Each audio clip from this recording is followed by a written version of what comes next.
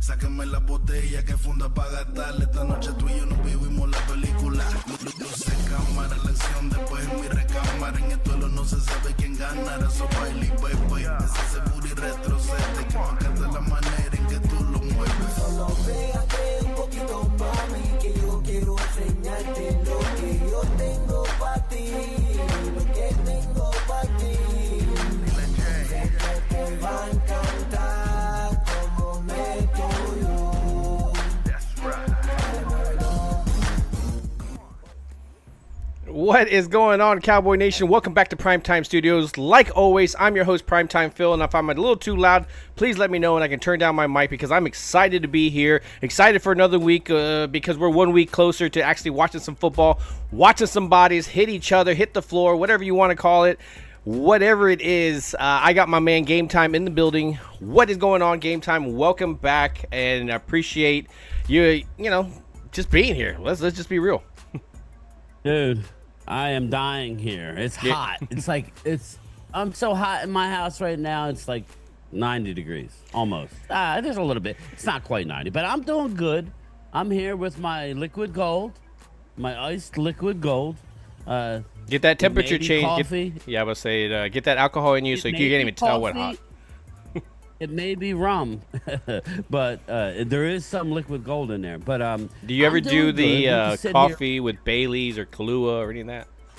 I don't do that too much. I have it, but I don't do that, man. But we sit here 23 days away from the start of training camp, Phil, and I'm getting people sent me a lot of articles, and I have a lot. Phil knows he lives in Florida. It's like I want to do so many videos right now from here, but it's so uncomfortable right this week because I have no air, and I'll have it next week. Probably this time next week is probably when I'll have it. So it's going to be 90 all week. It won't be ugly here for me, but I do got to pull. No, I mean, don't cry for me. I'll be fine, but it just sucks. Everybody else is chilling, and I'm fucking stuck in here. But it is what it is. Yeah, you're about where I was. You're about where I was at 2 months ago with my AC needed fixing. Yeah. But man, I kind of forgot about it until you mentioned it, right? Oh man, I need some fan or something. Trust me, man, I remember those days, and that's why I was staying. I got a USB fan here. It's a little one, but it works good. It really does. It's just when you sweat, it cools you down. But anyway, let's see who we got in here. We got CZ. What's going on? Is that a different account, CZ? Yeah, we got CZ in here, brother. Vinny Hagan. Asman. What's up, brother? What's up, Asman? Yeah, they're being a little different. I don't know what is going on with the @s and stuff like that. I'm a little curious here. Oh yeah. They changed it. Yeah, well, I don't know what's going on. Oh, you know what? I don't understand why I can't scroll down the chat. Is that me or is that you? Well, the chat hasn't gone that far yet, and so it's just started. I think there's only been like 7 or 8 comments. So Jay Nooks, James, are you away, brother? I thought I saw when you were at the Arizona airport. Isaac Ramirez. Oh, there we go. I got you. Rum and Diet Coke on the right. No rum. No. Actually, there is white rum in there. I'm a dark rum guy, but there is some white rum. A little Bacardi and some juices. Coke, man. We'll leave it at that. I love that. That's all I drink, really. Yeah, Phil. I don't do much else anymore. I had beer. I tell you, the last beer I had was with Phil in Dallas, I think. Yeah, I'm not a big beer drinker. Rum, so yeah, I always feel bloated. Light's not bad. Yeah, exactly. Yeah, more than we should be. If I was going to drink anything, I guess Yingling is my drink of choice. That used to be, if anything. Don't take me many of those to get back into it. Leave the tequila for Phil. It is bad. Yes, that is. It's like when you're away, right? And let's face it, you're up early. You're eating breakfast every day, which I normally don't eat a big breakfast, right? You're eating breakfast, so you're ready to roll by 11. You're out and about with your friends. It's like, all right, well, give me a rum and Coke. Well, okay, by 5 o'clock, you got to slow down on the rum and Coke. Maybe you do. You that day drinking. You got to be able to balance it. You got to go. You got to go and drink like something of water out of nowhere, and then come back. It's an art. It definitely is an art. Yeah. So So one thing I So wanted what's to going on, man? What do you want to talk about? Well, that one thing I wanted to bring up, I think was kind of the main factor about this because, I mean, people talk about it, people get excited about it, talk about the duel of this receiving core, and I kind of want to dive deeper because even though we've talked about what each one can kind of bring, I really kind of want to dive deeper into those type of features and how well they're going to complement each other. You know, we talked about we're not satisfied 100% with the running back group. We know that it improved.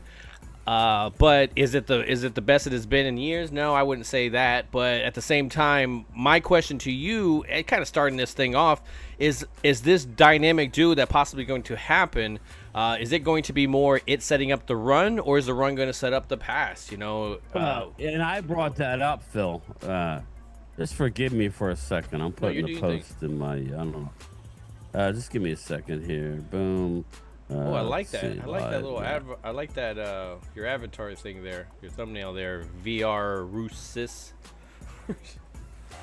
Oh yeah. Oh yeah, it's cool. Here's my thing, Phil. I did do a video early in the week. I think it was a drive to morning, you know, like early. And I said the same thing because, you know, we don't really know who's going to be the back. I know listen, I know it's a committee. I get it. I know it's a running back by committee, but until this comes on quick, does it not, Phil? We all think, oh my God, you got training camp. It's such a long haul.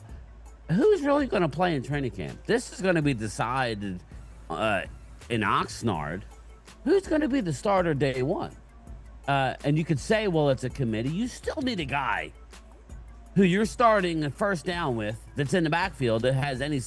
I mean, you need somebody. Mm-hmm. You know, I could tell you, Phil, I heard that Miles Sanders is really, really surprising people. Oh, here we go. Dallas fans who are hanging their hat on a guy who shot. No. He's literally has a lot of juice. Now, will it hold up? I don't know. Will it hold up? I don't know. Yeah, if you had to play a game today, who would be the starter? It would be either Miles Sanders or Javonte Williams. That's the truth. And people go, oh, my God, that's horrible. It's better than what we had last year, I want to say. I mean, Rico did well. I mean, but Zeke last year for the first 7 games. We had a guy in Rico Dowdle who's a journeyman at best. Rico Dowdle's a journeyman, and he had over 1,000 yards after missing the first 7 games. Yeah, I made a statement, Phil. I said I think that if he stays healthy, I think he could have better numbers. Miles Sanders. I think Jaden Blue is going to be implemented in a role, but I think he has to grow literally and figuratively to be more than a role guy right now. Am I wrong about Jaden Blue or? No, I agree with you. I think he's like a Tony Pollard coming into the league. You're not expecting him to be the main guy. And even guys like we automatically default to Miles Sanders, Javonte Williams, obviously because they've been in the league. You know, you feel comfortable. Coaches usually feel comfortable. But you got a guy in there as well. I question how much he's going to be a factor. He could be great. He could be, another Troy Hambrick type of situation with Phil Maffa. That's the yes. It's a question mark. A lot of question marks. They're capable runners. I mean, they were starters at their teams, but at the same time, it's one of those. Is it going to again open up the passing game for Dallas? Whether it comes to CeeDee Lamb and CP3 or GP3. I say the CP3 to switch over the GP3. I'm hoping that kind of catch on there. But we know what these wide receivers can do. I mean, you're force feeding CeeDee Lamb through the season, and he's still making those numbers. And then now you kind of complement him with somebody that if you're forcing one guy, okay, he's going across the middle. He likes the slants. Only thing that we probably say is the negative on CeeDee Lamb. I think we've talked about it, is probably the positive. That a guy like Pickens has, being able to go get the ball, go grab it, pick it up in midair. Oh, this corner's going to have it. Nope, that's mine. Right. So do you see that, as much as it complements each other on paper, do you actually see that coming to fruition? Well, I mean, I do. And you brought this up, and I got an article here that I didn't know that I'd be sharing. And this is why me and Phil are so good, because he doesn't share shit with me, and I don't share. And I think that's what's best. I got an article out of ESPN. I'm going to read it to you real quick regarding this exact point. Jeremy Fowler. This isn't DallasCowboys.com. This isn't the gold standard. This isn't the gold standard, PFF. This is Jeremy Fowler. Reported Sports Center on Saturday that teams believe that the Pickens trade, Phil, can tilt the field in Dallas's favor. And in the NFC East. I know that, no way, you got no shot, right, Phil? Well, again, Jeremy Fowler says he's a college analyst and NFL analyst. The George Pickens trade has the league's full attention, particularly in the NFC East. Fowler said, people I've talked to in the division feel like he can tilt the field for Dallas and he'll be a major player. And it goes on to say, because he is one of the best contested catchers in the league, body conformative things downfield, so he gives them a new dimension. They haven't had this type of player, I don't know, Phil, since when? Dez Bryant? Yeah, I'd say Dez. Early Dez? Well, I think Dez was never.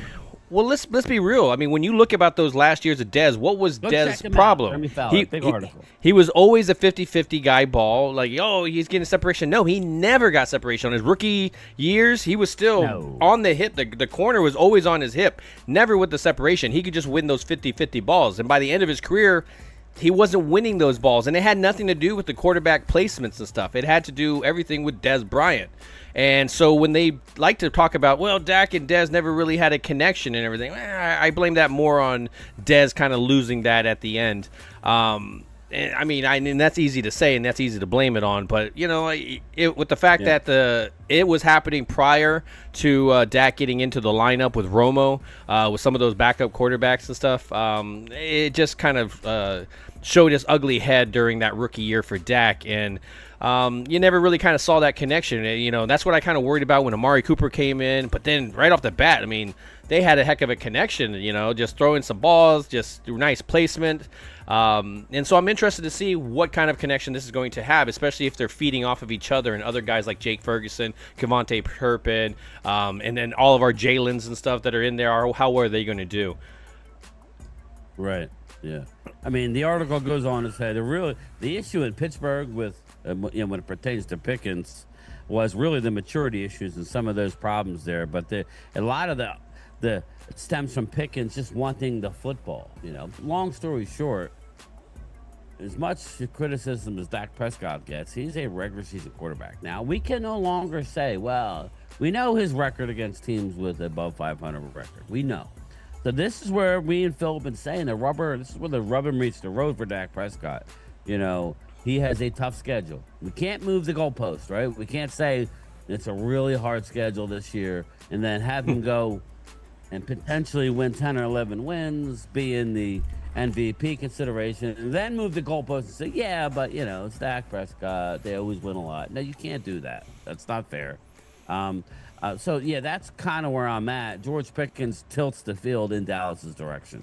I agree. You asked the question. Yeah. Yeah, are we going to be a run-first team? I don't think so. But I don't know. Why do I feel comfortable? This is a good question for Phil. Why do I feel comfortable with Brian Schottenheimer? Why do I trust him so much? Do you? Because I feel like he's been there, done that, right? He's come out critically against Mike McCarthy. One of his mentors, right? His ultimate mentor was his dad, but even his dad ran an offense, multiple offenses. Do you feel comfortable as I do? I do. As much as a rookie, what he's saying? Yeah, with a rookie head coach, that's what it is exactly. It's a rookie head coach when it comes down to it. We've all talked about the offense coordinators, really good offense coordinators, not being as successful as they come into head coaching. So that's always the possibility.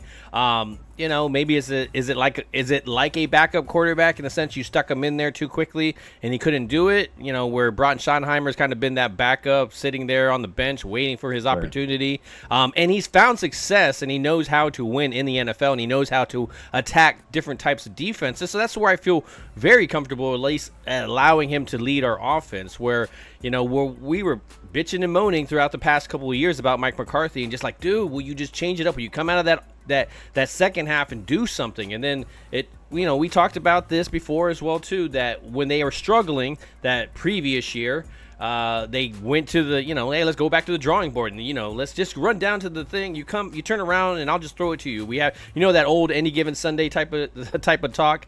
Oh yeah. And it worked, and they adjusted, and I think that was him adjusting to his players and what they could do, and you saw some success. And so I think coming out of training camp and automatically having that, hopefully that leads to success right off the back, and you're not just having to adjust. But at least I feel comfortable that he can adjust if things aren't working, and I think that is all aspects, not just offensive coordinator.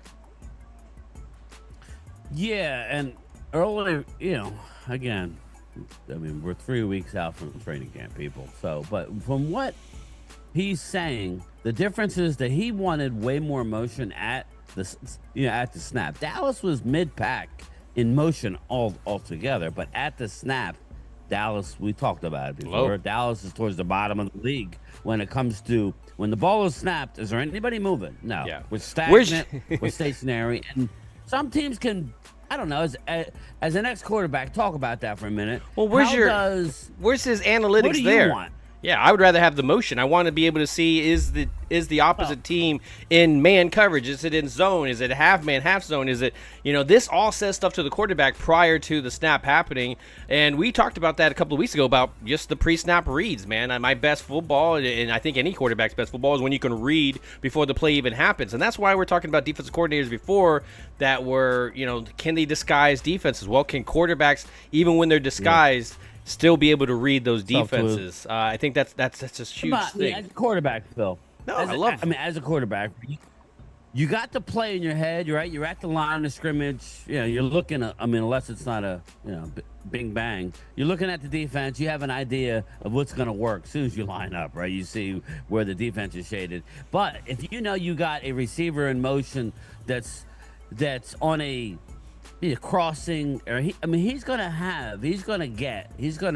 either gonna take a defender away from somebody else, but he's also going to create a little bit of space for himself. That's why I never understood why when you only had number 88 last year, right? You had CeeDee Lamb, you had an injured Jake Ferguson, who was the only real proven guy to stretch the field down the seam, right? You had Brandon Cooks that looked cooked. I mean, he just did. He didn't look like, it just really surprised me that McCarthy wouldn't just just come up with something, and that's what Schottenheimer's been saying. He goes, he's laid it out there.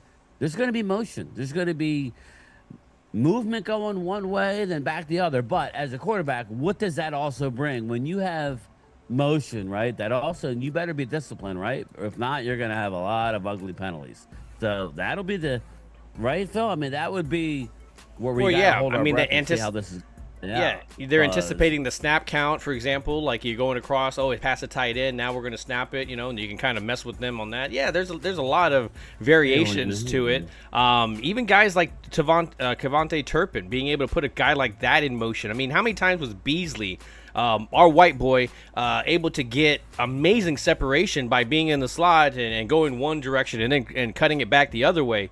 And so you put a speedster like Turpin in there, I mean, that can only be positive stuff. So it's worked for CeeDee Lamb. I do like the other guys in the rotation to be able to pick up that role. But I'm not against CeeDee Lamb being that, because now you do have that wide receiver on the outside that feels like, okay, it's not happening underneath, let me throw it over the top. Or maybe that, CeeDee Lamb going across, your linebacker, your safety coming up to maybe pull that gap, and then all of a sudden he's gone. But like you're saying, to kind of circle back around, that motion is big, whether it's for the running game, whether it's for the blocking game, whether it's for the quarterback seeing the defense. It says a lot pre-snap, and I mean, to take that, to automatically just not have it there for a good chunk of your offense. I mean, again, a guy that followed analytics, the analytics tell you to do that, to run motion, and I don't know why he wasn't doing it. Yeah, I don't know if he was afraid of the offensive line, because I think a lot of it maybe towards the year, as the year went, because Guyton came out of the blocks good. He was relying on his instinct and his natural ability, his long frame, his athletic ability. We went into Cleveland, we eked out a win against a bad Cleveland team, but you're still going up against Myles Garrett, right? So he did fine. It's just as the teams exposed the young man, he didn't know what he didn't know. The old adage, dude, you don't know what you don't know. And when you play 7 college football games, and again, I know Drew's in the house, and I know where he's coming from, but Phil, we both said when they took Tyler Guyton, the plan was never for him to start. Did me and Phil like the backup plan? Hell no, man. That was Edoga. I hated Edoga. Like Chuma Edoga no, starting God, left no. tackle. God, That was a no. So it was destined to be a shit show. Just it just got worse. But through it all, Cooper Beebe really had a fine year as a rookie. That was Phil's guy going into the draft. He was like, "Oh, we got to get Cooper Beebe," and I look at it like Phil, right? It doesn't. Okay, if Guyton is an average left tackle, let's just say that he projects out to an average, just slightly above average, maybe not a Pro Bowler, but that would be fine, right? If BB is a Pro Bowler, that's kind of how we're looking at it, right? That's basically what I look at, and I know it's a turn your blind eye to something, but again, to me, I'm switching it up. Yeah. And again, like we were saying, when you're looking at CD Lamb, you see his highlights. You see Pickens over there in Steeler country where, he didn't have the best quarterbacks to play with, but was he getting separation? No, he was winning 50-50 balls, even ones that I feel that were out of his, I don't want to say realm, but really the catch radius where you don't expect a wide receiver to be able to follow the ball as it's coming in, and then it's about 5 yards this way, and he adjusts and weirdly catches it. I give him credit for that. Now, will he be able to do that here? That's a whole different story. Sometimes when you really, really, really, really want to do something very badly, sometimes it doesn't happen. But again, that's your skills, the training, everything. What you're doing right now is a big thing, and I think I see at least going into this training camp. I look at Dak and all that. He looks in shape. Let's be real. He looks in shape, but that doesn't mean. How much does that mean with a torn little hamstring kind of thing? What are you laughing? Well, first, let me answer this. Eagles Drew says game time. Duke Manyweather didn't have a lot of positive things to say about Guyton. Just remember, I'm not here again. We will be the first ones to say Guyton's a bust if that is the case. I'm not rooting for that. I would hope that I know you're an Eagle fan, but you don't want to root against that particular player, right? It's like, I don't think he's going to be a bust. But just remember, Duke Manyweather does not work for the Cowboys. He has a private business just outside of the Cowboys. Taking it personal. Now you got Guyton working out with Tyron Smith at another place. Again, I hear what you're saying, and we'll be the first ones to say, this is a big year for him. If he's getting benched mid-year because then you gotta look at something else. He's not on the same page, then they're gonna move on, and that's fine. It is what it is. Well, I think he's still a solid backup by that point. He's a first-round pick. Bottom of the round, first-round guys are different from.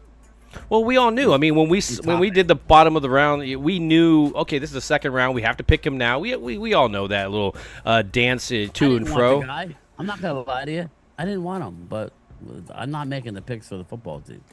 Yeah, I mean, trust me, we know what we wanted. They tried to fill a need, man. This is what happens when you fill needs. Yep.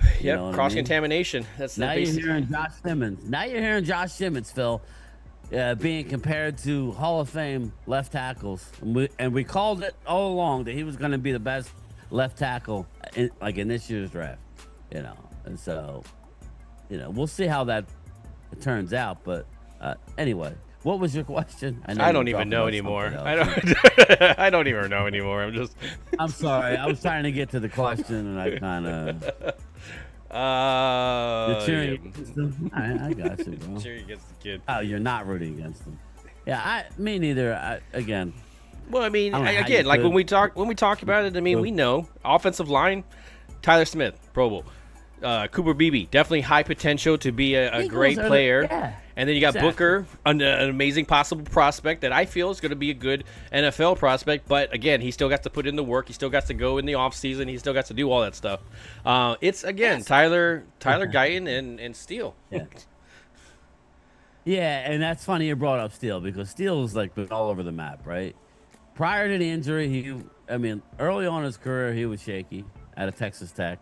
Then he had 2 years where he was locked down. Yeah. He was the man. Then he had the ACL, and now he's trying to come back. And amidst all this, he's had 3 different offensive line coaches. So yeah, again, our bookends. I think Tyler Steele, his stats against the run is like 15th. He's mid-pack. He's fine at right tackle against the run. He will hold up against attack. It will actually open holes. It's the pass. It's the pass rush. It's the speed rushers that get Steele. Yeah. You know. So, but yeah. At the end of the day, I think that they're gonna scheme it up, and the speed on this football team is greatly increased, and speed kills. So we shall see. Yeah, I mean, I agree. I feel though it's just like you have at least enough talent there to give Dak at least 4 seconds. I would say 3 to 4 to 5 seconds. So I feel good about that compared to the previous year where as soon as Zach Martin got out of the rotation. Again, I'm a big fan of Hoffman. I'm a big fan of TJ Bass and stuff, and I think those are great depths. And I was ready to go into the season with those guys if you were going to pick some other position. So again, I love what they're doing in the middle of the football line. I wish we had more consistency in the outside, but again, it's not Walesko, it's not Josh Ball. You're talking about Awesome Richards. You're talking about these guys that at least I feel a little bit better about Dax sitting up because when he went out last year, it wasn't because somebody was on him, and it wasn't because somebody was tackling him. Oh, Dak's health. That's what it was. You were talking about Dak, and you were talking about his physique. I got so many people texting me, man, this is AI. Dak's look. The black and white picture of Dak is AI. I don't think it's AI. I think the dude, you guys got to at least respect the fact that Dak is trying his best to get over the hump and extend his NFL playing career. If you are not a fan of the Dallas Cowboys, like Eagles Drew, you have to appreciate that the man is pulling out all of the stops to try and be great. You have to appreciate that. You don't have to like the star. You don't have to root for him. But you should appreciate what the man is trying to do. He is losing weight. He's putting not necessarily a lot of weight. He's moving muscle around. He's getting lean. He's trying to get healthy. He knows what wins in the league. You see what's winning. My fear is he's going to try and do things that he shouldn't be trying to do. Now, the only thing is that we do got Joe Milton, who's raw. We got Phil's guy. Will Greer. Will Greer. That's nice. But I have a feeling he's going to try and keep up with the Joneses, no pun intended, regarding Jalen and Jaden, and now now you got Jason Dart, aka Jackson Dart. I just feel like he's gonna try and be on the move, and coming off a hamstring torn off the bone. I don't care how much weight you lost and how good you look. I don't know, man. That could be scary. Let's hope that don't happen. Let's hope he stays healthy. So. Yeah, I agree. What's up, Matt? It's going to, as much as I really like the back, but at least compared to last year, where again Cooper Rush, he was good. I got to come in there, win a game. I still felt good with him. He didn't play great. The year before, he looked amazing. Evil game. He was a lot of injuries that he was having to deal with as well. But it just even the inaccuracy. He had an open pocket. He was throwing these balls. They looked like McNabb in the playoffs sometimes, where he was just skipping sometimes. He was clueless. It was really, really bad. And so at least with Milton, he overshoots it. Well, at least he got it down the damn field. He didn't skip it 7 yards. It was so bad, Phil. It was so bad that when he actually completed a couple passes, I was like, he looks pretty good. Yeah, look at that. Like, hold up, that's your job. Yeah, exactly. That's your job. To He's like, well, that's why I only get $5 million a year. That's it. I give you one pass out of 5. We're at the Eagle game. We're at the Eagle game, and we're watching the game, and it's Michael Ward, who's like 6'6", right? Only me, I get stuck with Michael Ward. So, just a quick funny story.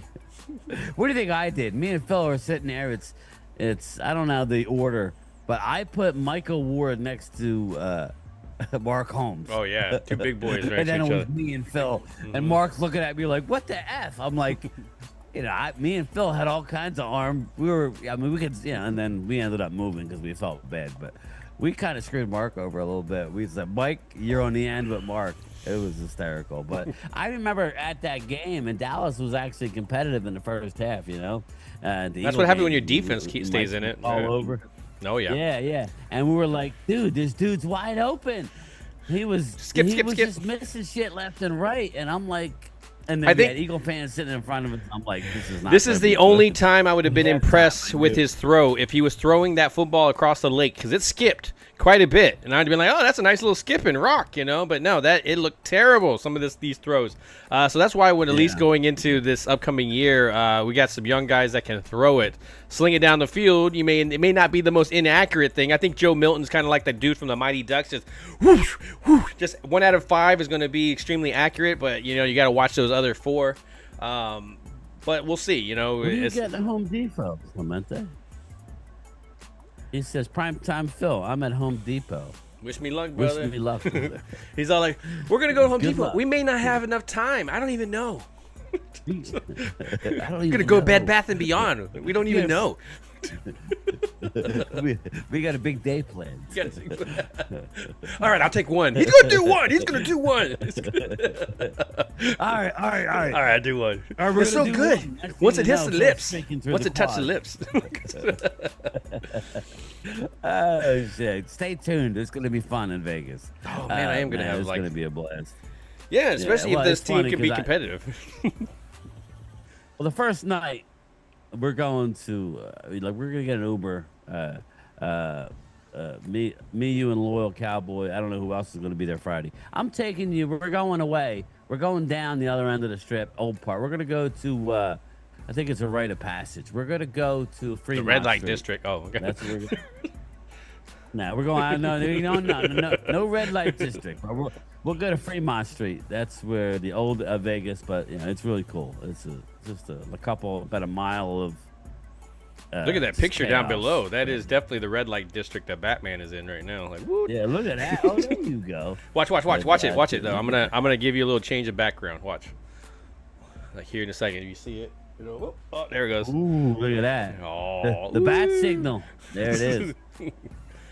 But no, man. I when I'm looking at this dynamic possible duo, what realistic numbers? Do you see CeeDee Lamb going over 1,000? Do you see, is it one of those things where GP3 might get 800? Is it going to be 1,000? I think it's a situation where you're right, because that is going to be interesting, because I think Dak and CD, Dak, we know how Dak is. Nobody's open, I'm throwing it to CD, right? Mm-hmm. Well, I mean, CD, or Jake. Him and CD are in lockstep. So it'll be interesting, because if you really run the offense the way you probably should, they'll both have less numbers, but the team will be better. You know what I mean? So how will Pickens going into a contract year react to that? I think they'll both have around 1,000 yards. What did CD have last year with Cooper Rush? Assuming Dak stays healthy, I expect Pickens to have maybe 1,000, 1,100. And so if you had to, let me ask you this, and it's going to get out of the dynamic duo there and more into the Robin and Nightwing and all that kind of stuff. Who do you see as that third receiver with the most yards? Is it Jalen Tolbert? Is it Kevontae Turpin? I think it'll be Tolbert. As much as I want Mingo, until I see it, it's kind of out of sight, out of mind. I think Tolbert is also it's half of the Dallas team is in a contract year. Yeah. I think they have some good chemistry, him and Dak. They do. That can't be denied. But you got Mingo, right? Now he's going to be 4. And then you got Turpin, who will get more playing time this year. But I think Tolbert will be that. Probably, Phil, it'll be Jake Ferguson, let's be honest. I think it'll be CD, Pickens going deep, and it'll be Jake Ferguson down the seam. There were some times where I wondered when they first came together. I was looking at some of the film and stuff, and I go, okay, and I wasn't questioning whether Dak can make some of these throws. It's just I question sometimes when you start to throw this ball deep, the timing has to be there. And so that's what I talk about, chemistry between a wide receiver and a quarterback. Just because the person can can go deep and What's get a up, deep Ultra? ball. Yeah, that sounds so bad. But anyways, just because they can go deep down the field and catch those balls, man, that still sounded bad. There's no way of saying that without it sounding bad. So as they go do that, and a quarterback, yeah, and a quarterback that can throw it that deep, it doesn't say that that's what's going to happen during the season. So I question it. So, but when I look back, I would see some throws where Dak was in trouble, so he would throw it into double coverage to Jake Ferguson, just over the linebacker, just over the corner. And I'm like, okay, that's the throws that you're going to need to have to make down those fields. And that made me feel better about at least the possible connection these two are going to have. Because I haven't been able to see any passes. Let's be real. With all that film and all that, ooh, this person catching, I have yet to see it go from Dak's hand to Pickens' hand. So until I see that connection, it's hard for me to go, oh, that's gonna. I love it, Drew. Flournoy, 1500. Yeah, whoop, Drew, whoop. Again, you got to be able to pronounce the guy's name before you can say he's gonna go off, right? No offense to Ryan. Exactly, Coyote. I don't He know. is true. Flournoy, whatever he's at. I don't know, man. Fluno. Listen, seems like we have a good. We're like the Philadelphia 76ers. We got a lot of big guards outside of Tyrese Maxey. We got a lot of athletic wide receivers. I don't know. But listen, I don't think anybody can really what the hell is complain Flournoy? about our wide receivers now. My thing is, Phil, at what point do we everything's a wait with Dallas. We're hearing Micah Parsons, the Bleacher Report is really going off now about deal is going to be imminent as they enter training camp. So expect something to be done. Right now people forget that he's counting $24 million against the cap. Yeah. That right now. He's number 2. It's going to go down. on Yeah, the number is going to go Cowboys, down. As he's at 24 point, basically $24 million against the cap. He's going to get 10, 12 million first year. So Dallas sits right now in available cap space, $32,485,000. So there's potential to get close to $45 million just with him. That's with no other roster manipulation that they have not done. Well, let's a be lot real. Of guys they can cut, save money. Everybody's poking at this whole thing. Well, it's the contract's not there. The contract's not. It's not going to be there. TJ Watt is about to get paid. That one's going to happen way before anything happens with Micah. And as much as it should be smart enough to be able to go, let's go and get it before TJ Watt gets his money. No, it's not going to be that way. That one's going to be the benchmark of where Mike's contract is going to go. And I think that's what your waiting game is. What's happening right now is just wait, because he's going to eventually get into that camp, whether it's training camp or whatever. They're just going to wait for that contract to finish out, and then they're going to base it off of that. And I know the stupidest strategy, and that seems to be where they're at each time.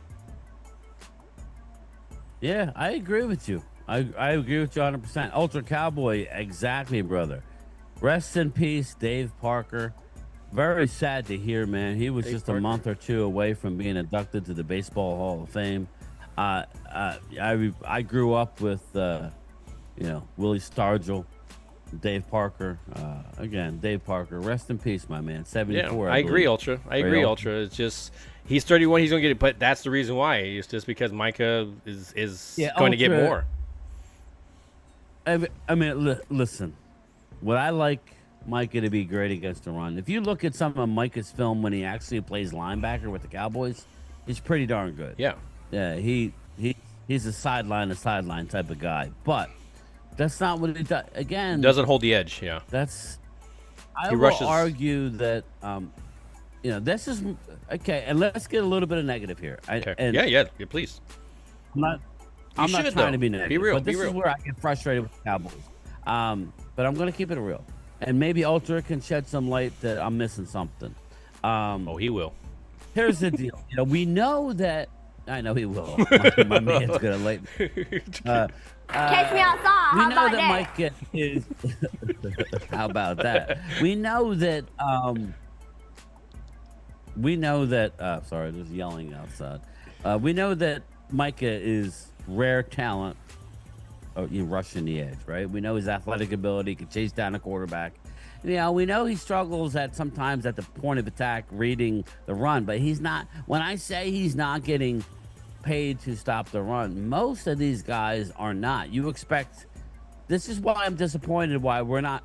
I'm rooting for Mozzie Cilio, and I'm rooting for Jay Toia, but we need that big one tech to be able to help out the linebackers, right? Because if the linebackers are dealing with offensive linemen in their face, that's going to be a problem. So I don't know. I mean, I just feel like that he would be a lot better if we had a better one tech. Yeah, as far as you wouldn't. Yeah, who wouldn't be? Who wouldn't be, right? I mean, that's just how it goes. When you see some of these great linebackers, there's always somebody in front of them that did something. Let's be real. Ray Lewis, bad mother, but like Haloti Nada was right in front of him. Like I think people tend to forget that. And Goose was in front of him. Just imagine Haloti Nada and Tony Siragusa. And Haloti Nada, my one of my fellow Ducks there. Yeah, just I loved him when I was playing. When I played there, when I first got there, he was just leaving. So just an amazing football player. And so when I saw him come into the league, it was just wow. It was just incredible. He definitely dominated, stayed on the team, won some Super Bowls. So it's just But again, he got to play with a hell of a talent, and it wasn't the talent kind of dragging him there. He was doing his own thing. Yeah, definitely. Mike is better run grade than Jalen Carter. And it's funny because when you look into the numbers, when you dig into the numbers, the stats actually help Micah's case. You know how it works around here. It's what happens in certain games against the Eagles. Eagles have played well against Micah Parsons. I would argue that the game we were at last year, Phil, Micah was dominating that first half. He was. But he was trying to do a lot. He was trying to do everybody's job.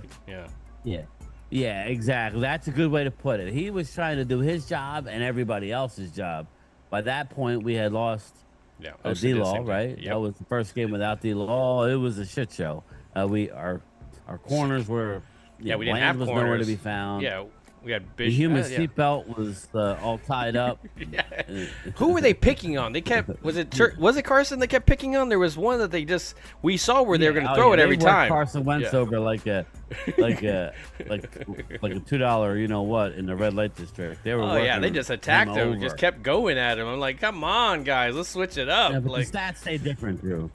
That's the thing, Drew. You get caught up with your eye in a game against the Eagles, but the stats tell you, Drew, he's actually pretty good against the run. But we want him to be better.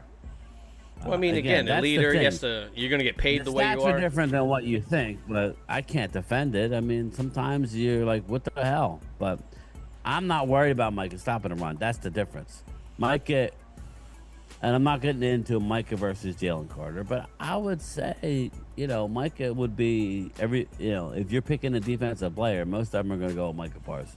Am I wrong with that, Phil? I mean, no, I see a 26-year-old dude.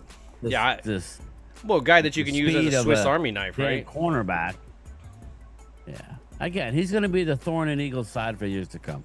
This has yet to play out, right? He's putting up unbelievable stats during a time where Eagles are winning Super Bowls. So it's kind of it's going to get lost. But when you put him up against other edge rushers, he pales in comparison. I mean, to me, I just would love to see him just stick. I'm not saying that he can't do it because, being able to move him around, I think that's a big thing. But I want to see him at linebacker. I just want to see him either middle linebacker, outside linebacker, whatever you want to put. I still want a true defensive end on the field. You got one now in Easy and Nealon, Sam Williams, Fowler, whatever rotation you want to put that. Fowler, Nealon, Fowler, Easy. I don't care what combination. If you could just have him running around roaming, In a dream scenario, Phil, you're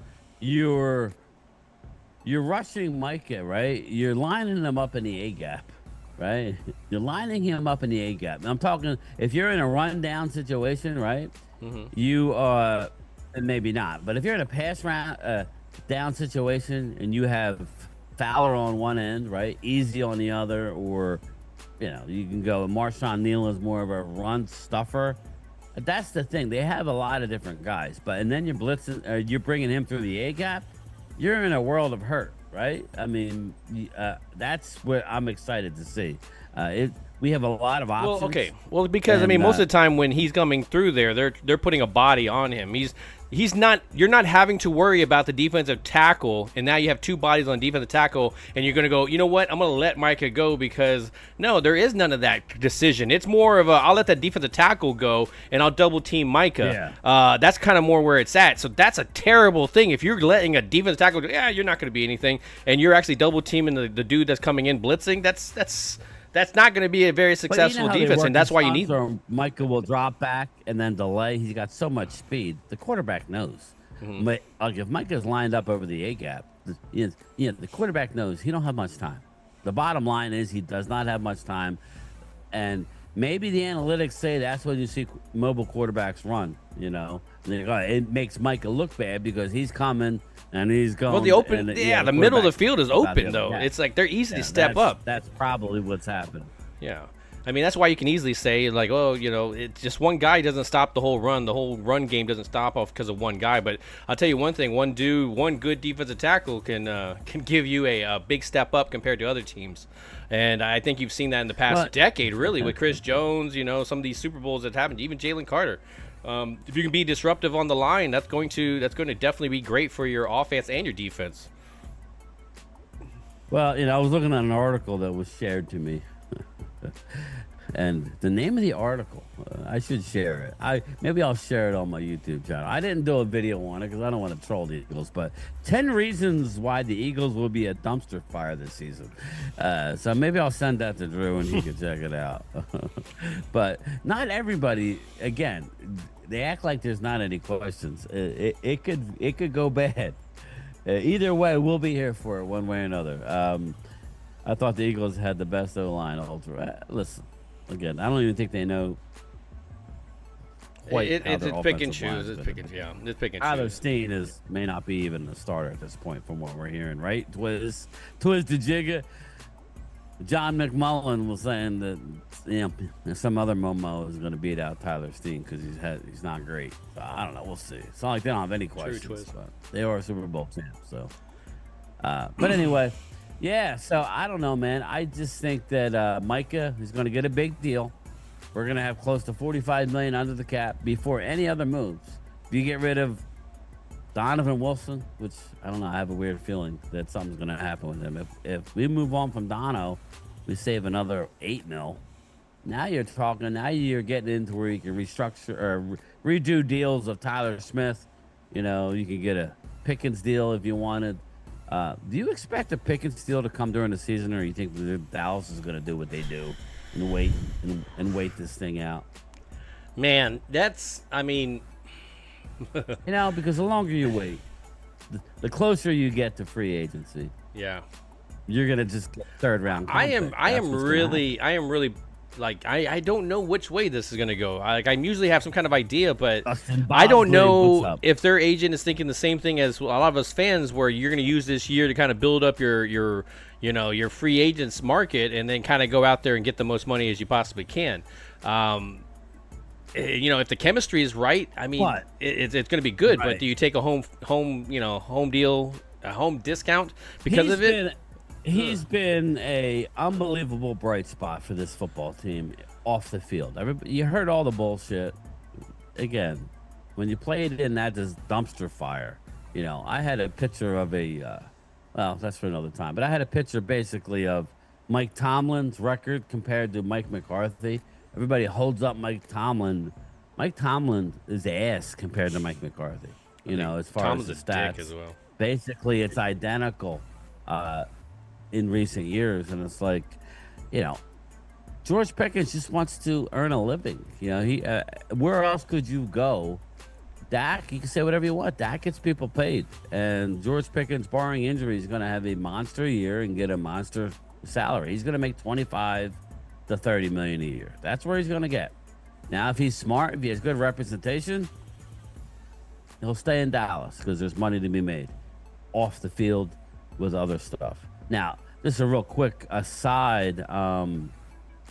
George Pickens, one of the Steelers took over his youth camp. What do you guys think about that in Pittsburgh? Makes sense, right?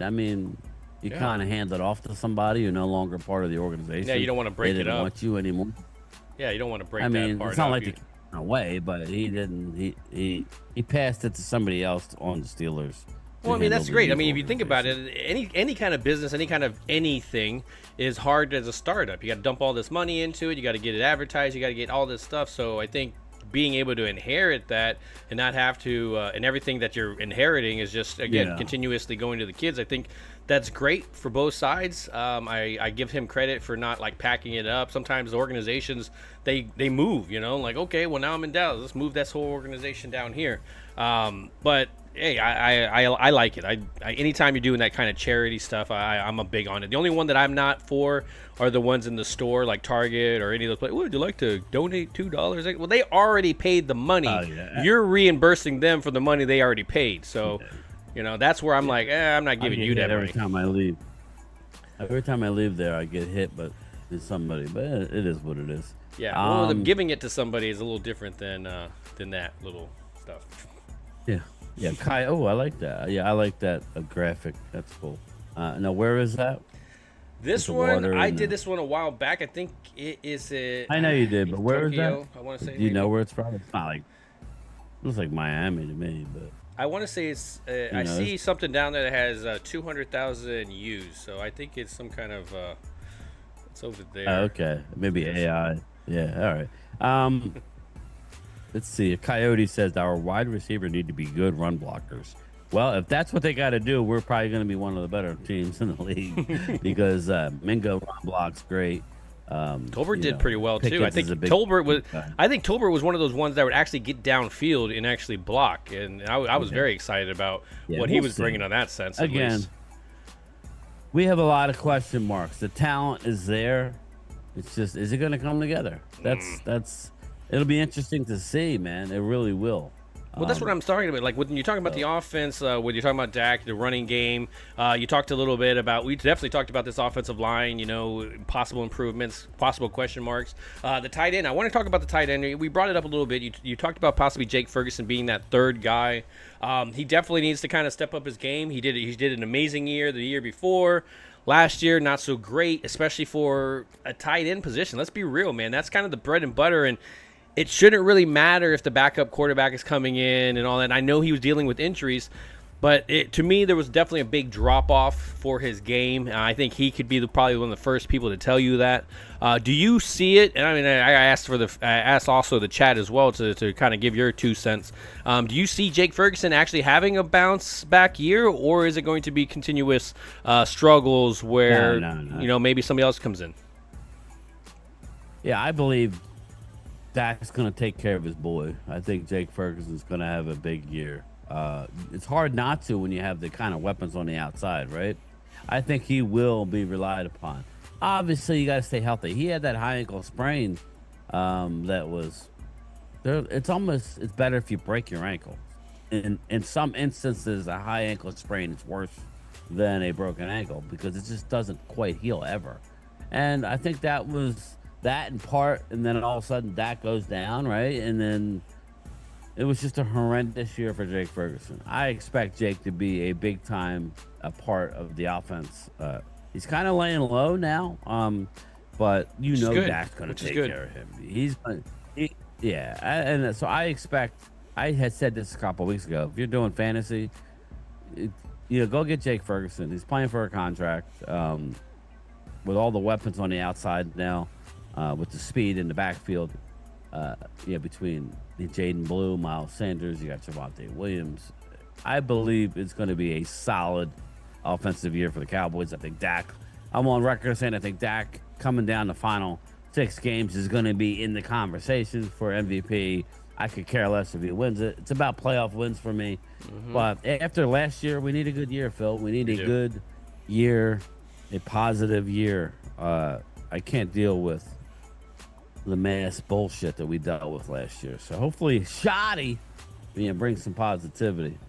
Yeah, I mean, as for an organization that kind of just sits on the couch and doesn't really like to do much other than talk a lot of, let's be real. They love to talk their all the time. And so if you can go in there, at least getting your fans hyped up, wanting them to go to camp to see some of the bodies that you have there, and just get people excited. If you're seeing the connection on the field, if you're, because we bring it up, but we always see these certain players that come out and shine, and then don't do as well. And I poked at fun at even with CeeDee Lamb, where when he first came out, these one-handed catches that were happening in the end zone, and then he goes into the season, you're like, well, where the hell's happening? He's dropping passes.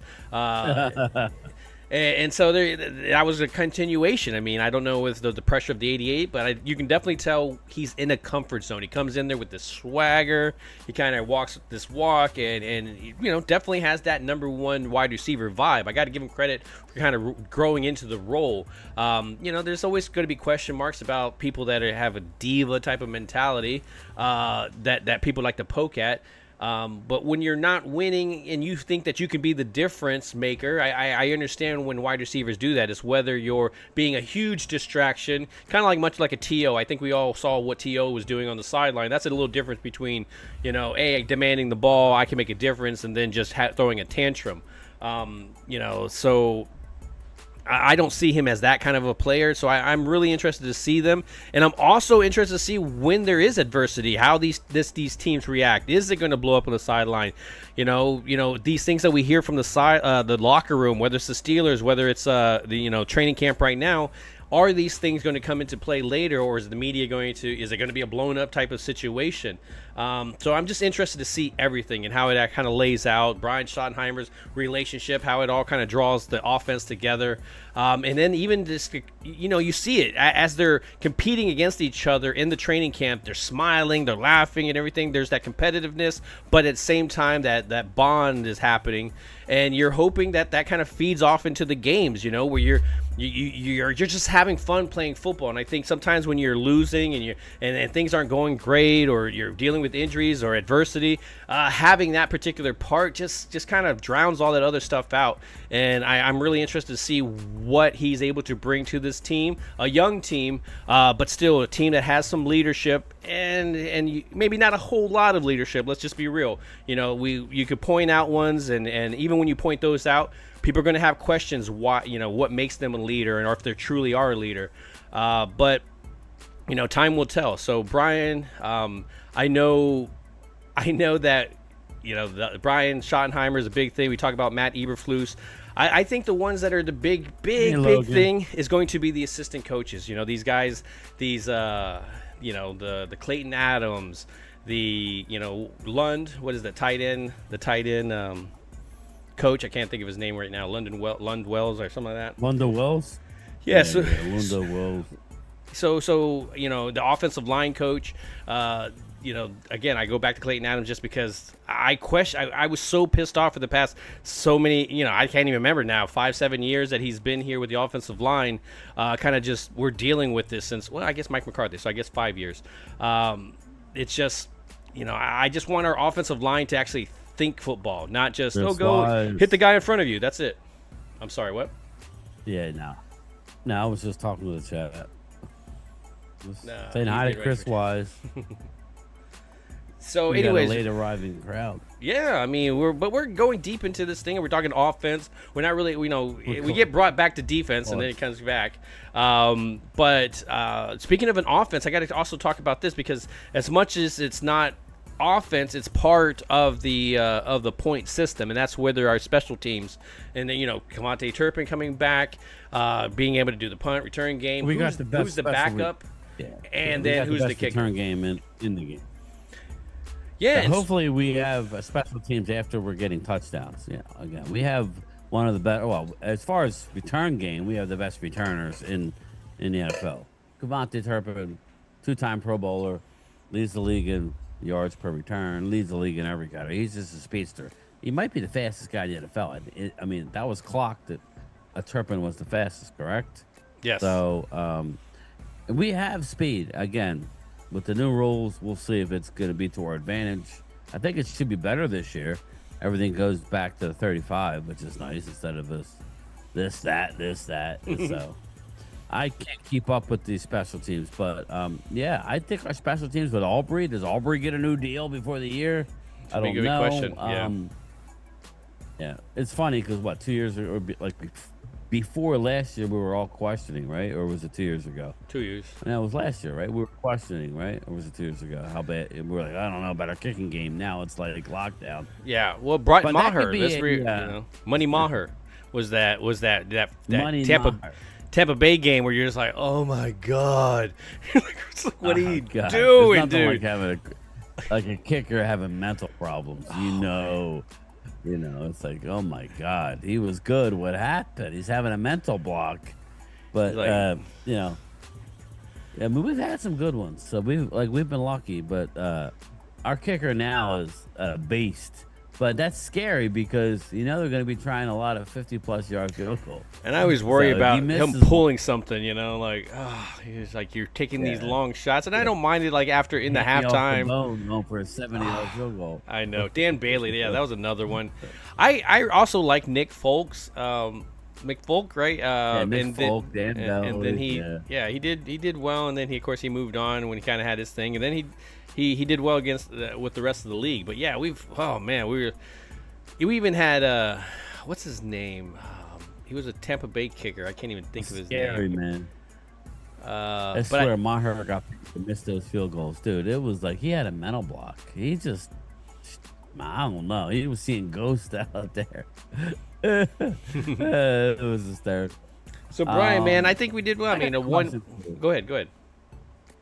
Martin Gramatica. Thank you, Chris May. That's exactly what it was. That's exactly what I was thinking about. Martin Gramatica. Yeah. He wasn't even the good guy. No, he wasn't. He was the lower. Yeah, wasn't there two Gramaticas? There was yes. Yeah, I guess Yeah, not. the He twins. was a good one. They were twins. I don't know. Okay. I want to But say there they're was a twins good or one brothers and or something like that. average one.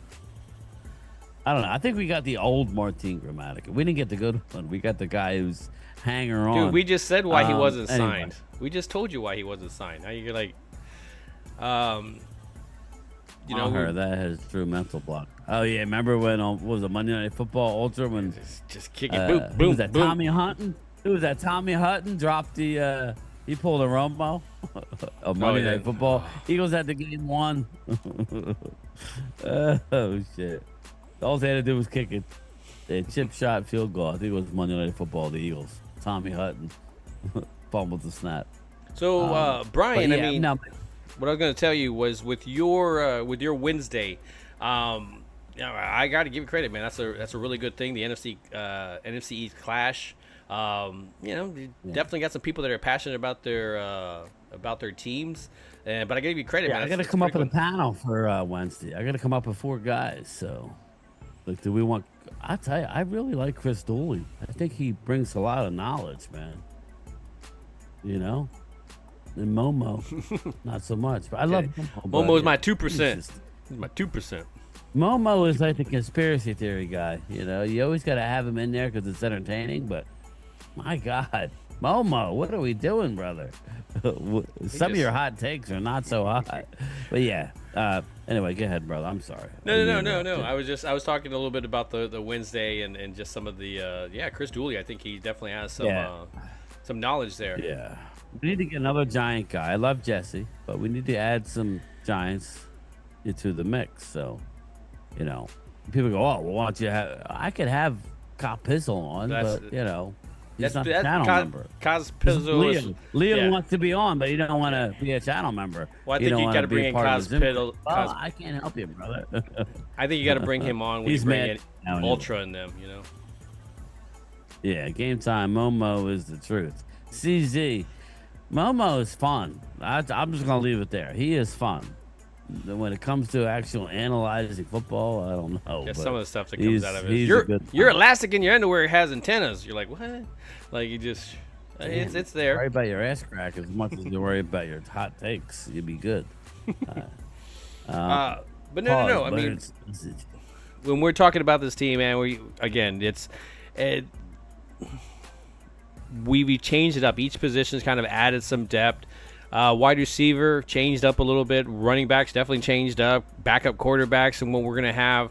The offensive line, I think you're going to see you still see a lot of the same there, which is again a great thing if you're just plugging in one guy.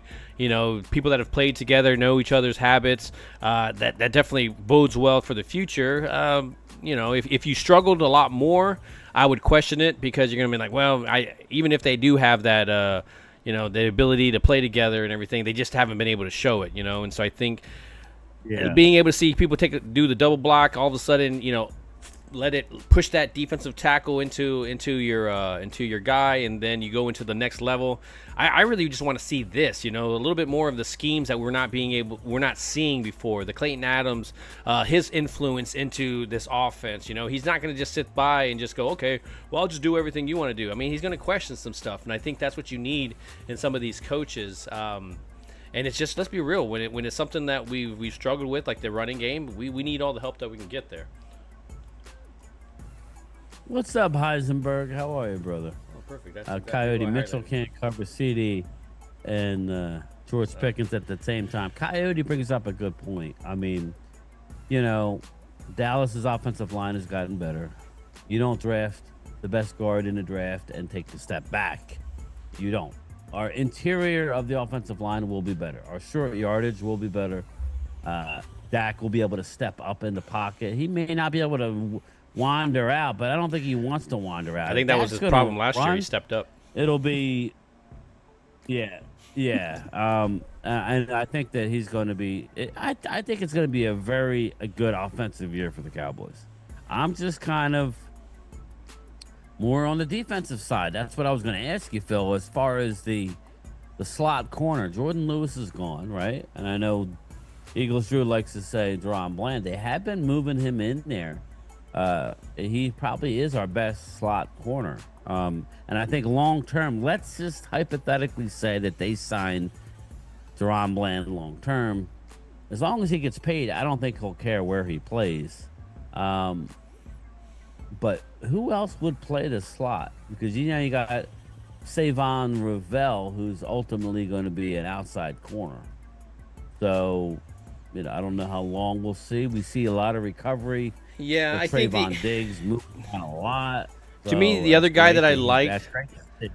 Yeah, the other guy that I liked on here was oh man, it's just Ukwamu? No. Hold on. It was there for a second. I just kind of forgot it. Got Kellen Carson, Wanya Thomas, Marquise Bell, Troy Pride, Kellen Bishop. Carson. Bishop is kind of like, he's coming off the injury and everything. Yeah. Bishop would be my thought. Can stick to the hip of wide receivers, and you're gonna need that in the slot. And so I think but coming off of that injury that he had, I question whether he's gonna be able to stop go on a dime. A lot of times when you have that happen, of course, you end up stronger on that leg. Weirdly enough, I don't know how that even works, but it's the other leg a little bit by that point, and reoccurring injuries. I still think that's it's still a possibility. So the guys that I really want, and I'm hoping that do a great job, are all coming off of big injuries or big injuries from previous year, and so I'm interested to see them getting on the field, playing some football. And again, we don't know what we have yet. And I just know that our ownership did question, Diggs last year, whether he was coming off whatever rehab, the weight that he had, you weren't as far along with your rehab. And you see him kind of changing it up a little bit. He's switching gears. It looks a little bit motivated this year compared to where he was last year. Whether it was I feel bad for myself kind of thing happening, I don't know. I'm just speculating, but you kind of just see a different motivation now. Maybe it's because he can kind of see the finish line of his training, but at the same time, it just seems like a little bit different of an attitude.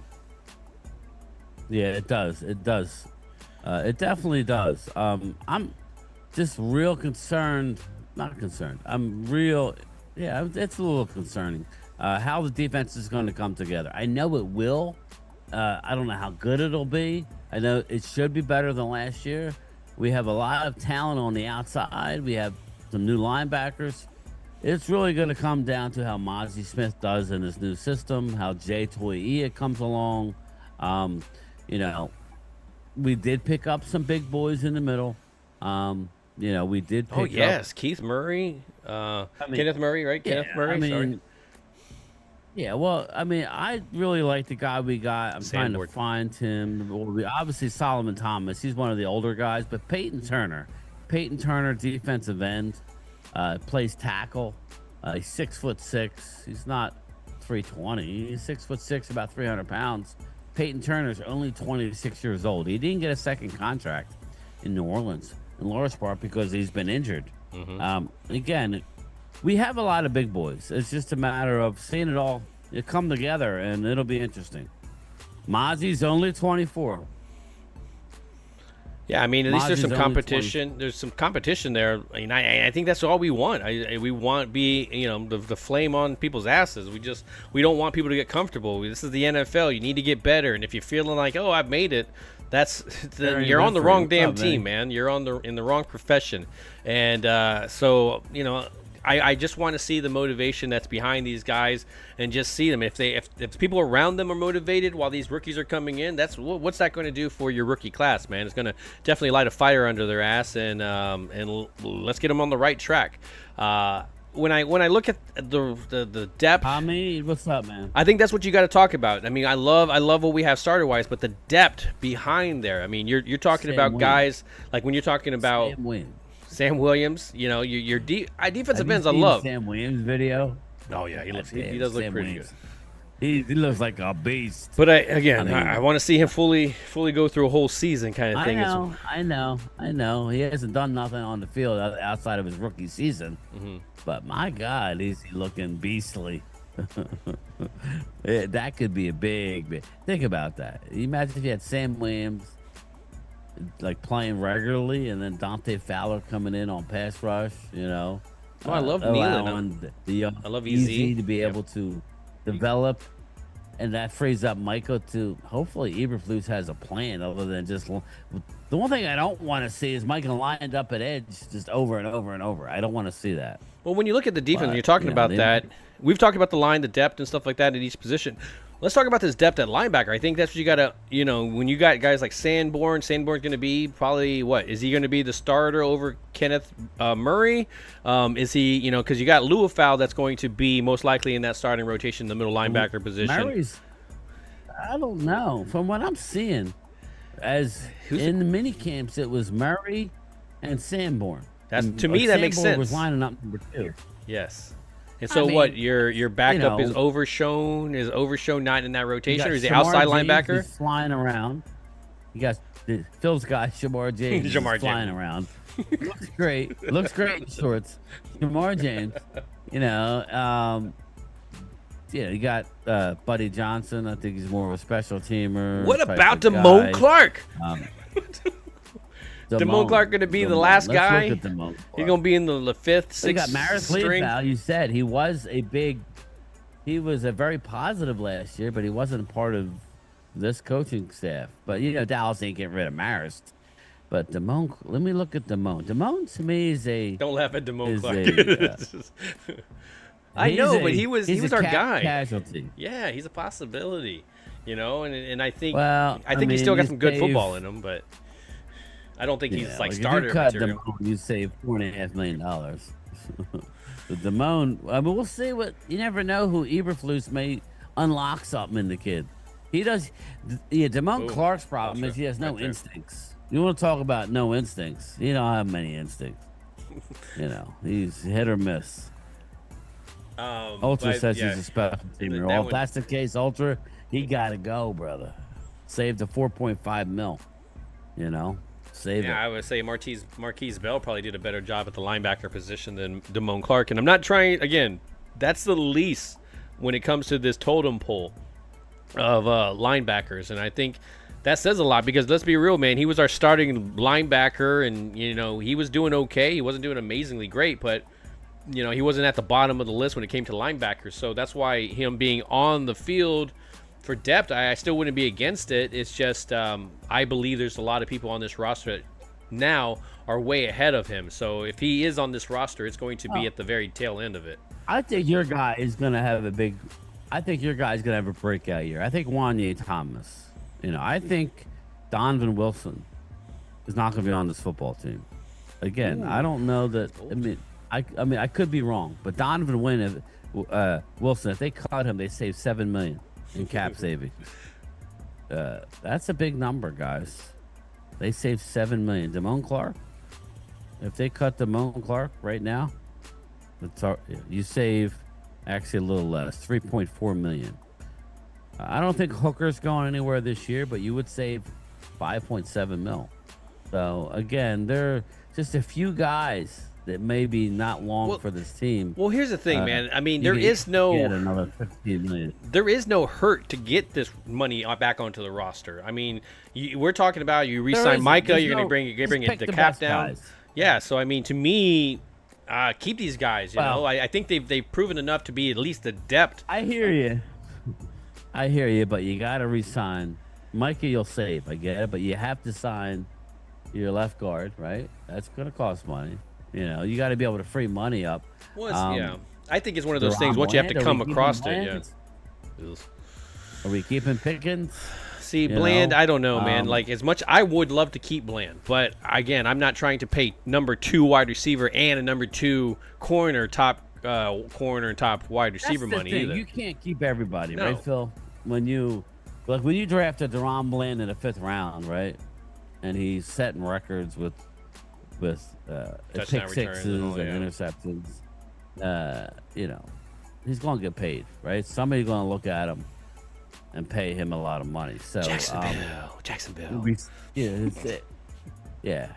I just don't know that. I don't know, man. I don't see Bland and Diggs.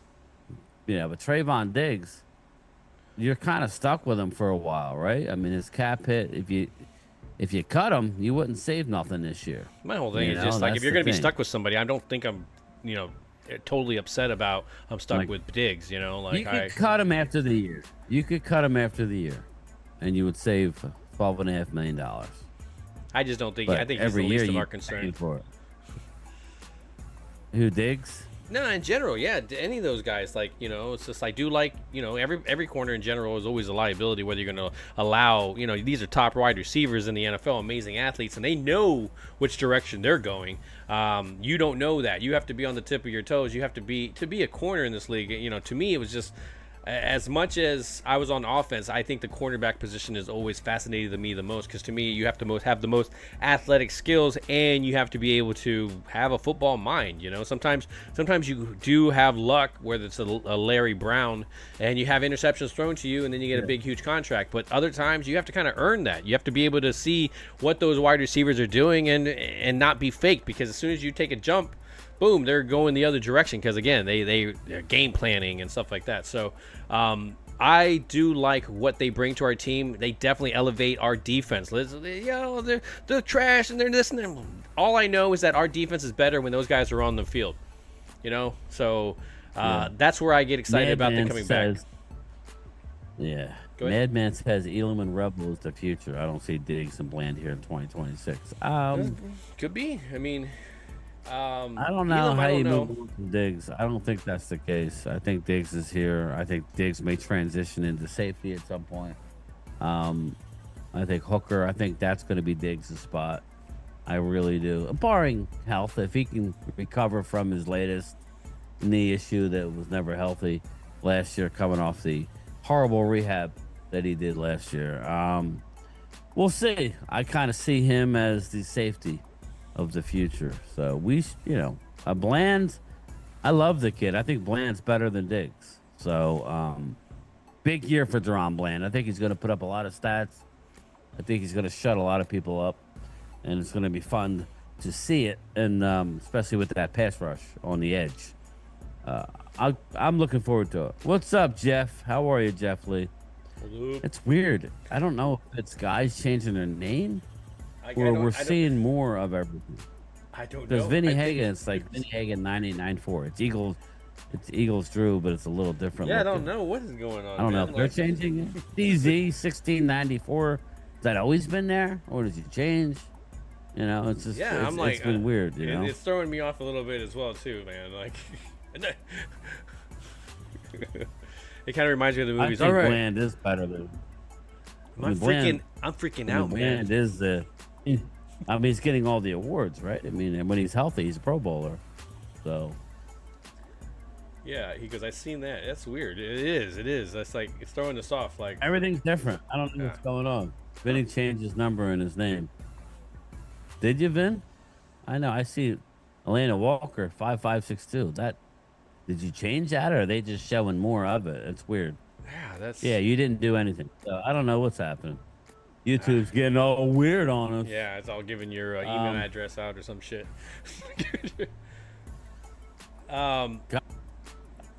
What's up? Oh yeah. How are you feeling over there? Your air conditioning kicking ass? Who, me? No, Yeah, I got no yeah, air conditioning. I know. I'm poking at you. You got the little fan there going. I got my little USB fan right now. So are you telling me you're a hot boy? Got a pool outside. You a hot boy? I'm a hot boy right now. D-Law. I'm a little tired too. No, I napped, so I'm not tired. I'm just tired because of the heat. YouTube has gone full bedpan. I've seen that on Angry Cowboys fan when I was on the channel. What happened with Angry Cowboy? I don't know. So, but anyways, no, man, we can go up and down this roster. And I think that's what we're going to be doing. We're going to be, let's be real. That's going to be a lot of the topic of conversation, going up and down, whether we're talking about tight end, running backs, until we see, people hit each other and actually get some pads on. And, again, the part that I worry about is just always the I word. It's just getting through everybody. I wish everybody in the NFL, I wish we could turn off the injury, the button there and then kind of just allow the teams to do their thing. But, man, it's a part of football. And unfortunately, it's an ugly part of football. I just want to see a healthy team come out of training camp. And that's the only thing. Is like once you start seeing people hit each other, it's like, ugh. Yeah, you can't avoid it. But I love everything I saw so far, Phil. Our team is really mixed. It's making me exciting, but there's a lot of what's going to happen. I have a lot of questions. Yes. So, but this is development. That's what the point. Something, yeah, seeing them improve. I mean, when we talk about, it's not like we have an old team, right? Yeah. And we're like, we know what we got. We just need them to stay healthy. Now, we have a lot of young talent. Kyrie Elam is balling out in shorts and T-shirts. Is he going to keep that momentum and fit better in this scheme and be an unbelievable player? That just makes the Savon Ravel pick even better, because then it does free up for you to let one of those other high-priced guys go at the end of the season. When you draft well, it frees everything up. But this year, we know we're going to be very deep in a lot of areas. Yeah, not which every we were area, lacking. Right? We were We definitely talked about lacking. Come on. Yeah. We're very deep. So if we can get on a roll, we could use that. But, it's ifs and buts or candy and nuts. You know what I'm saying? We don't really know. Osa looks great. Dante Fowler, Tyler Smith, Tyler Booker, Deron Bland. I mean, it just goes on and on. But all I'll say is, and I'll leave you with this. Outside of the organization, the talking heads are talking about George Pickens is going to tilt the field in Dallas' direction. So no more excuses, in my opinion. If you can't get it done this year, then we need to do a move, with our starting quarterback. There's no more excuses. I mean, upper echelon group of wide receivers. Yeah, I think your question mark is going to be, as it's been for the past 3 years, what is the running game going to do? Is the running game on offense actually going to produce? Is the running game on defense going to be stopped? Like, I think that's going to always be the question mark. And once, if you can establish a run in the NFL, you can, dictate the time of possession. You can dictate how much time your defense gets on the field. You can, how much opportunities another team gets to score on you, So it's a big, huge thing. And so I think that's why, as much as this wide receiver dynamic duo, which way is it going to turn? Is it going to be like in previous years where our passing game opened up the run, and you're hoping that maybe that's not the case, is that you have a better offensive front in the sense of pushing forward. We talked, Bryan brings up the fact that Terrence Steele, and I can definitely vouch for that, is that in the passing game, that's his question mark. Pushing forward, pushing on those defensive end, getting into the linebackers, all that kind of stuff. That's amazing on his. And so, Yeah, I could see that the running game is going to definitely set up the pass, but I still want to see the chemistry happening. I think that's always the question mark, because on paper it looks amazing, but until I see them actually connecting, I think that's always going to be the question mark going into this year. But at least I feel better about it this year compared to last year, where hey, we got Zeke back, we got Rico. It's just I didn't have that great feeling. Is Luke Schoonmaker going to be a thing, and that's still a question going into this season. That tight end position, as much as we have some depth there, there's still a lot of unprovens, just a lot of potential talents and stuff, and at least everybody can block almost. I think that's the only thing common factor there. Even when Dalton Schultz was here, he was, in this crowd, he was definitely he elevated his blocking scheme. So, Brian, anything you want to discuss before we get out of here? Because we've kind of been going for about an hour and a half, and really we're just talking about each position. Responded to a group text from Chris May. He has an idea, but I don't see him in here. He must not know we're live. He must not have his bell notifications he was on. Come on, Chris. I highlighted him. He was Chris May. Blah, blah, blah, blah, blah, blah, blah. He had one of those little tag-ons at the end. He has. I get a lot of ideas. I'm like, well, with my new schedule right now, and we'll see. Stay tuned on that. We're gonna know very soon if it's gonna change or if it's not gonna change. But it could be. It's just tough for me to do extra stuff. Wednesday night, I gotta do it tomorrow if I'm gonna do it. And set everything up. So let me know who wants to be in and represent the Wednesday night Eagles, Giants. It'll be Jesse. Unless we find somebody else. I'll probably have Chris Dooley again and bring Momo in later. And Dallas. I need a Dallas representative. We'll see who it is. Obviously, we got me and Phil, but we got to give Chris. We got to give Chris a little bit more of our opportunities to talk. But he needs to talk, though. You know what I'm saying? He needs to. That's what Loyal needs to open his mouth. He sits back and he's too polite. You can't do that with Momo and Drew and these guys. They'll chew you up and spit you out. But Ultra said he'll be on in a few weeks. Ultra's busy right now. There he is. There's Chris May. Ultra's busy right now. He's got a lot of big things coming up. So stay tuned on that. But this was actually, Phil, that was Ultra's baby. He's like, you guys should do, because, basically everybody was tired of everybody yelling over each other. So if you really hone in, and if I let whoever, and you just have like 4 guys and me and you to start, and then we bring people in, it's a lot easier. I think it's better for the show. So, but yes. What do I have going? Probably tomorrow. I need to do a live stream, maybe a breakfast. Maybe I'll wake up and do a breakfast live stream or something. We'll play that by ear, and then get ready for the Wednesday night show. So stay tuned. But yeah, we'll do something tomorrow. Yeah, That's about it. Mad man. Oh, yeah, it's in there. Don't know we win Super Bowl, but we're gonna have a great year too. Great this year. 2 years building for Dallas. I see 26 as the year. Yep, we are definitely on board on that one. I feel funny. A lot. Madman said, yeah. Go ahead. I'm sorry. Go ahead. No. Go ahead. Eagles last year. I remember having this conversation midway through the year, and they were like, next year's our year. I'm like, dude. Why next year? Do it this year. You don't know what next year's going to bring. And damn it, if they didn't do it this year, So I remember Bobby saying, next year's our year. I'm like, wow. If you look around, and I made a video on this too, Phil, where who really, outside of the NFC East, do you have to worry about? Okay? Detroit. You have Detroit, right? Detroit's good. I get it, but they lost their center, right? Frank Ragnow. He's gone. He retired. The Rams are good, but still got Matt Stafford. Yeah, but then again, like you take away Cooper Kupp, but you gave him who was Adams? I think Devontae Adams went there, right? Who was it? Yeah. I mean, they're going to be good, but they're not more scary than the Eagles. No. Right? No. Within our division? Oh, yeah. I would say our division. Quarterback with Saquon Barkley with Jalen Carter. Oh, yeah. I would put our division as more scarier than the rest of the league, or the rest of the East.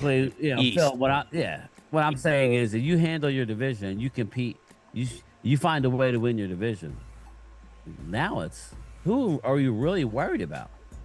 That's going to be, you got the Commanders, who's unbelievable. Now, I'm not saying we're winning the division. I'm just saying if you were to the goal should be win your division, because between the Eagles and the Commanders and the upstart and the up and coming Giants, there's no real division. I would say maybe Detroit, Chicago, Minnesota, okay, Green Bay. I would say that could rival us. There's no other division in the league that's rivaling the East this year.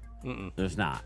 No, I'm telling you now, I we're would going to agree. be a tough division. Because all of our, I mean, if you look at the other divisions, the South, what is that? They can't even put their freaking pants on right, man. They got the Bucks, the Falcons, like Carolina. Come on, Carolina. If it was us, they would be bashing all of us. But the South gets a freaking pass. Us in the North.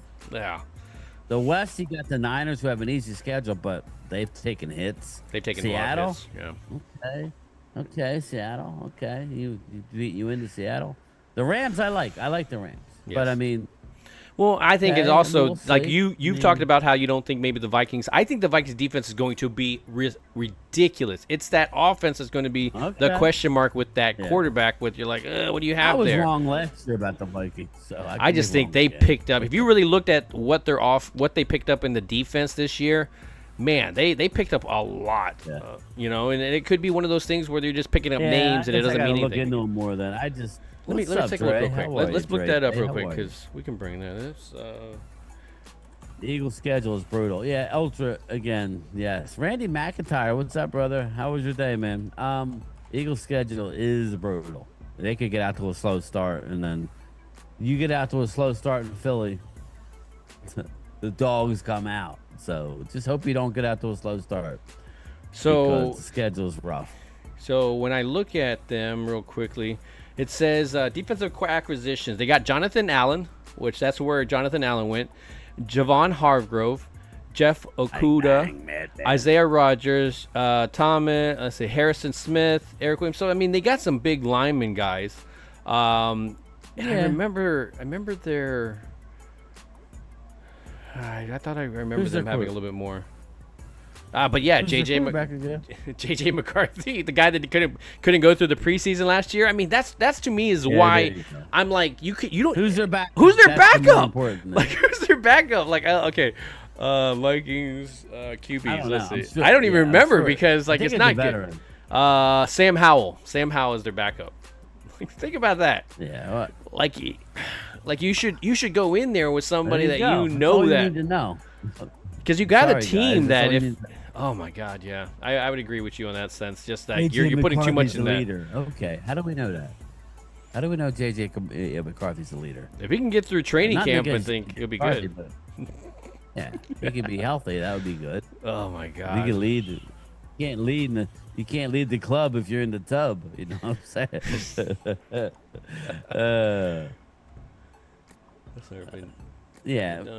Yeah, YouTube Jake Apple. I understand what you're saying, but nobody's expecting a lot from Dallas, is what I'm saying. You guys are the Super Bowl champions.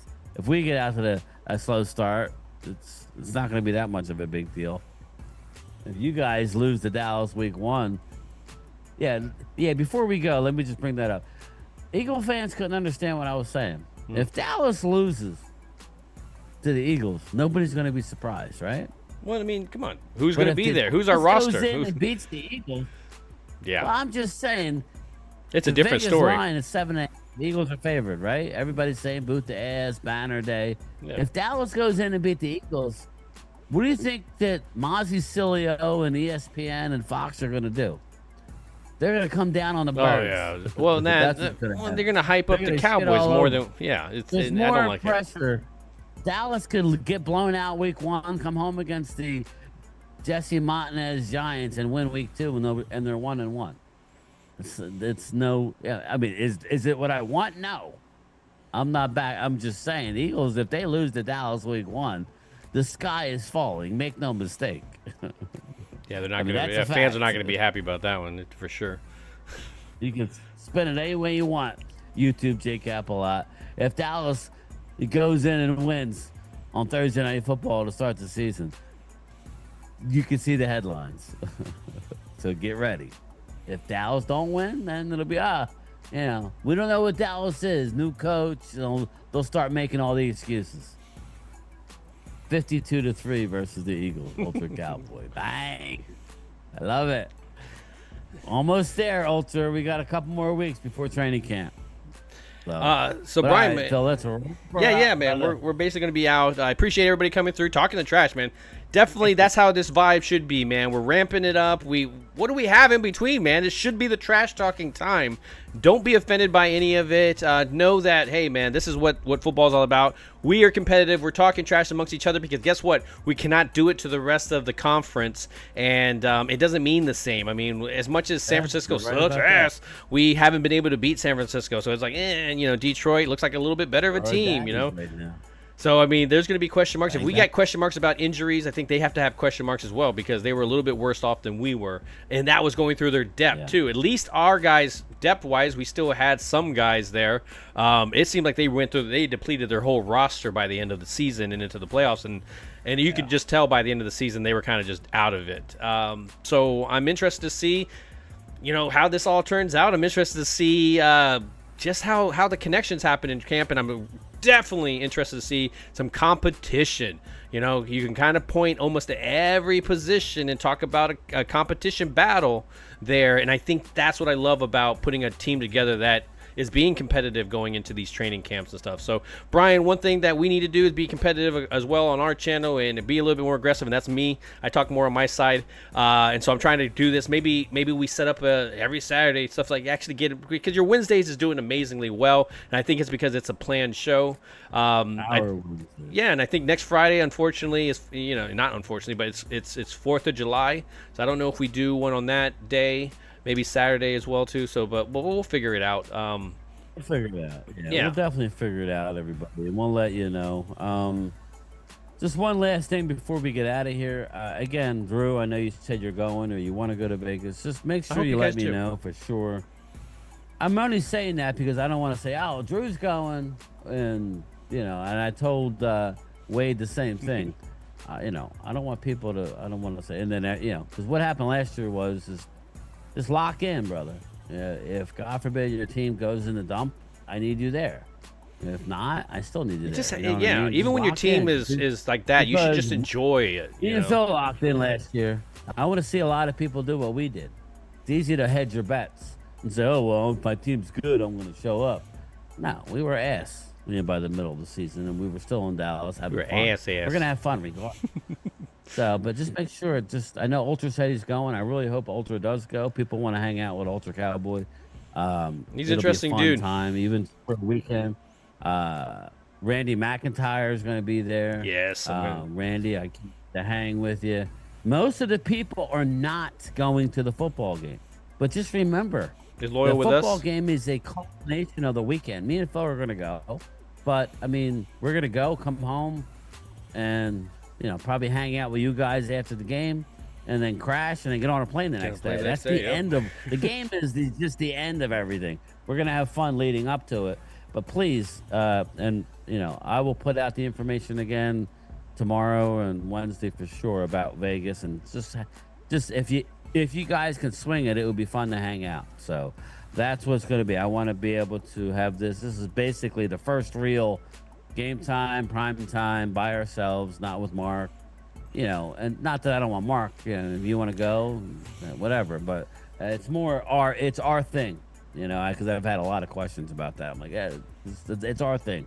So we want you guys to hang out with the Time Brothers and hang out. Yes, I gotta get Momo out. Get those shirts made, man. Like that. I like the Time Brothers. So you guys see, that's what I'm saying. Like Primetime Phil was not my original. Like I only made my name is because of Primetime's name. That was not. I'm like, all right, well, we're gonna be doing something together. And I remember going on Mark's stream, Phil, and I just came up with. I'm like, all right, well, how about Game Time? Because you could do that for anything. Mm-hmm. It's fucking Game Time, baby. And then it kind of stuck. So. You gotta let YouTube sometimes they come up with better ideas than you did. I mean, like again, I did not go for Primetime Phil, and boom, there it is, and because of YouTube. And you did? Yeah, that wasn't what I was going for. I did not want to do Primetime Phil. It just seemed weird to me. And look at it now; it just kind of rolls off the tongue. It kind of rolls off the tongue a little bit. Shit, that's funny. See, little things you don't know.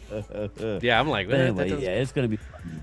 Oh, yeah. But anyways, guys, I appreciate everybody coming through. I appreciate NFC football talk, man. Let's just be real. That's all we have right now other than watching some stuff on NFL Network that they're showing games from like 5 years ago and just some random stuff. So it's just like I need some football, and I need it more than just some of these analysts because, as much as I could talk so much trash in so many different ways, I expect more, and I don't get that from these analysts. I pointed out the fact that these guys have played football, and they're just not bringing that football take into it. And so coming into YouTube, when I listen to a lot of the YouTube content creators, whether it's whatever team, it just feels like they have their finger on the pulse more. And of course, some of them can have a little bit more, I feel hyped about this team. Yeah, that's definitely good because they have the fan part of it, where, those other ones, they kind of ride the wave of what each week partakes, and then they just go, like they somehow predicted it. So I'm just a big fan of the YouTube community, whether it's down to the smallest guy to the upper ones. I got to give credit for grinding and doing their thing. So anyways, Gametime, I appreciate you coming through. I know you're kicking ass on your channel, and I'm glad to be a part of that as well. So guys, definitely jump on over there. If somehow you have no idea who Gametime is, I don't even know how this little switch has happened. But if you don't know, jump on the channel. I have it pinned up at the top. Gametime, anything you want to say right before we get out? No. No, we're good, man. We are good. Stay tuned. Make sure you have your bell notifications on for Primetime and myself. And just get ready, man. Like I said, we're about ready to go off, so it'll be fun. Yeah, Ultra, I don't think Mark is going to Vegas, so no, he's not. But one thing I appreciate everybody coming through and talking that trash. But one thing I appreciate you not forgetting to do: ring that bell. Ring that bell, guys. You guys take care. That was ominous. What the was that? What the is this?